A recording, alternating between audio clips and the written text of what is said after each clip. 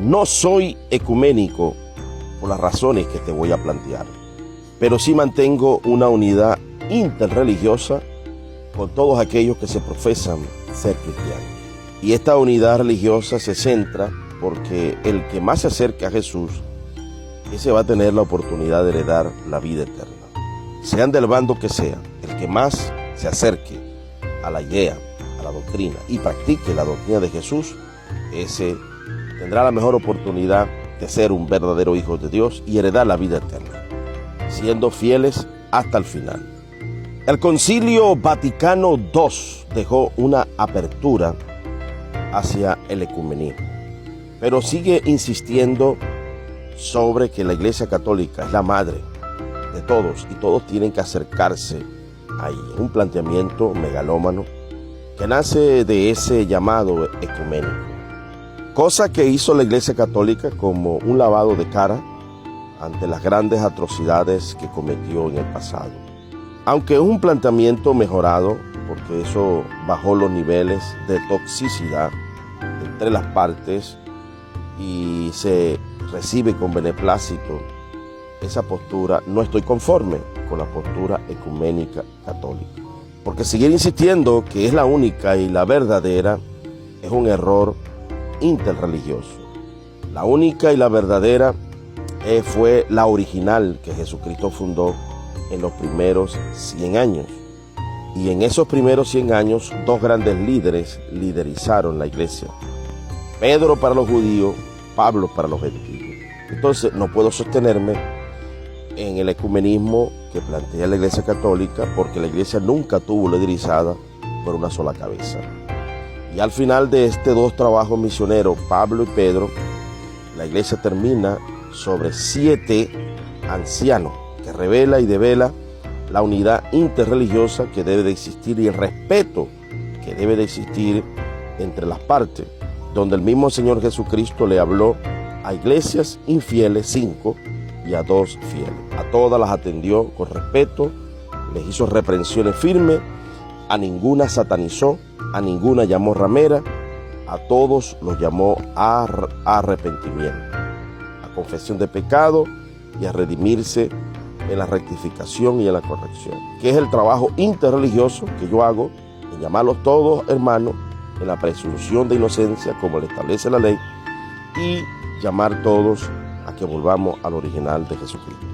No soy ecuménico porque no creo que todas las religiones conducen a Dios. No creo que todas las personas en religiones diferentes a la original se puedan salvar. Todos aquellos que han asumido un apego por diferentes razones, neurosis, sumisos complacientes por miedo y están hundidos y con un apego irracional a una religión equivocada, corren el terrible peligro de conseguirse en un lugar de tormento llamado infierno. Entonces no soy ecuménico porque no digo que en todas partes o cualquier religión te va a salvar.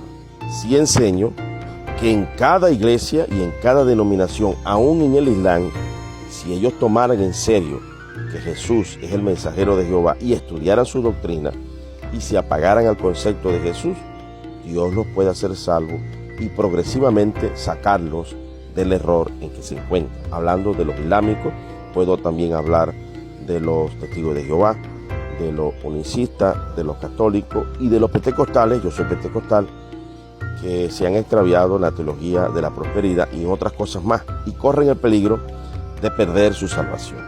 Esas son las razones por las cuales, las dos más fundamentales, por las cuales no soy ecuménico. No soy ecuménico, no reconozco a la Iglesia Católica ni como única ni verdadera, no reconozco al obispo de Roma como mi obispo. Y tercero, no enseño que en todas partes usted se va a salvar o cualquier religión que usted asuma se va a salvar. Usted tiene que enfrentar la originalidad. Y en aquel día Dios nos va a evaluar a todos por igual. Y aquellos, cual Sardis, por ejemplo, vamos a poner que la iglesia de Roma sea Sardis, que el líder tiene nombre de que vive y está muerto, pero dentro de ellos habían unos pocos que estaban blancos, que estaban con vestiduras blancas. Representa que aún un líder que esté extraviado, dentro de eso, algunos Dios en su gracia los va a alcanzar y los puede santificar y nos puede llevar a la vida eterna. Ahora, como defensor de los derechos humanos fundamentales, el artículo 1 de la Declaración de los Derechos Humanos Fundamentales, en el artículo 1, léelo por favor, enseña claramente que debemos de portarnos fraternalmente. Ya es un mandato jurídico a nivel mundial que nosotros todos nos tratemos como hermanos, portados fraternalmente, porque todos somos de la raza humana. Esa declaración le da la razón a que todos somos creados por Dios, como Adán y Eva, que todos somos redimidos bajo la misma barca, todos somos descendientes de Noé y su familia. Dice en Malaquía que siendo todos creados por un mismo Padre, ¿por qué nos portamos deslealmente? Jesucristo también dijo, si saludáis solamente a vuestros hermanos, ¿qué mérito tenéis? Cuando Jesús estaba hablando de amar a los enemigos.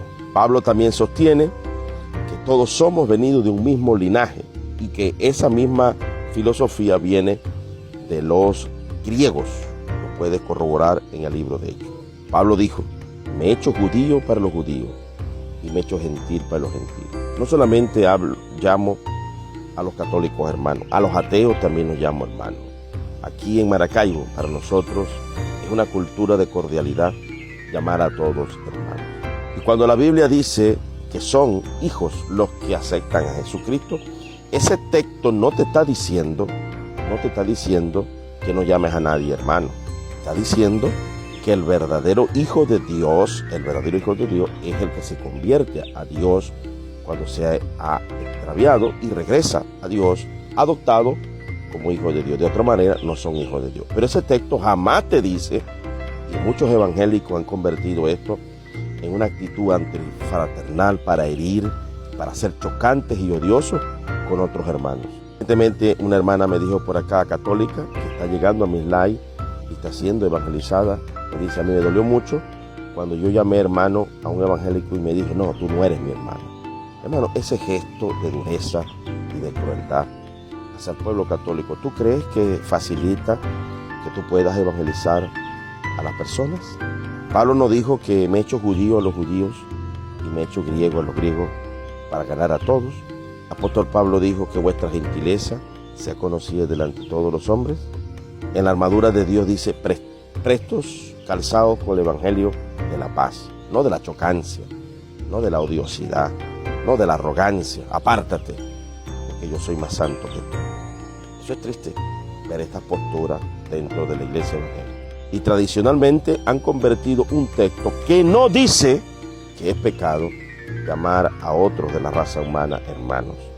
Dice que llegaremos a ser verdaderos hijos de Dios si vivimos en la obediencia y la transformación que Jesucristo ofrece.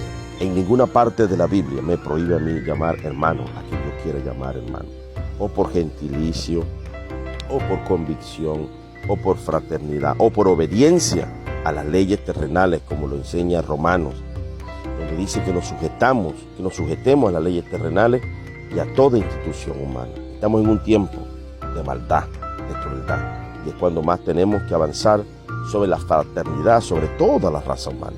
Dicho sea de paso, todos nacemos iguales como hijos de Dios, porque todos los niños son hijos de Dios, ¿verdad que sí?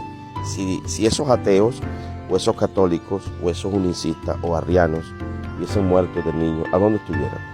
En el cielo, que nacemos todos iguales como hijos de Dios. En el camino nos torcemos. Y en el regreso a Dios nadie sabe quiénes son los que se van a arrepentir al final.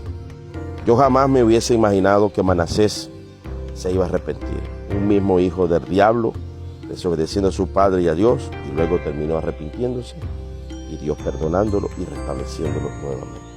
Por eso es que todos son presuntamente, posiblemente, hijos de Dios hasta que se compruebe lo contrario. Y eso lo va a dictaminar Dios hasta el último instante, y los seres humanos que acepten el arrepentimiento y volver a Jesucristo. Dios te bendiga y te guarde, hermano.